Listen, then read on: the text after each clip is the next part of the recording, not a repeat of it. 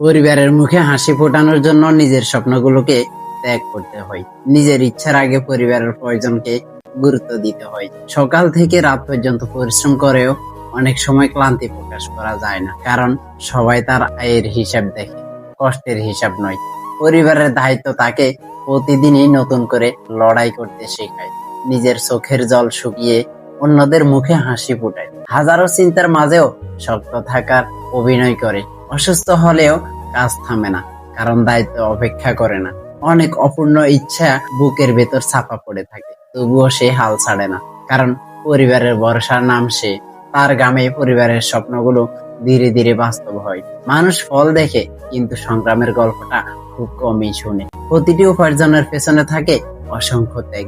জীবন যত কঠিনই হোক, সে এগিয়ে চলার চেষ্টা করে। পরিবারের সুখেই তার সবচেয়ে বড় প্রাপ্তি। নিজের কষ্টগুলো কাউকে না বলেই ভয়ে বেড়ায়। একজন দায়িত্বশীল পুরুষের জীবন সত্যি সহজ নয়। আল্লাহ যেন প্রতিটি পরিশ্রমী পুরুষের রিজিকে বরকত দান করেন এবং তাদের কষ্ট সহজ করে দেন।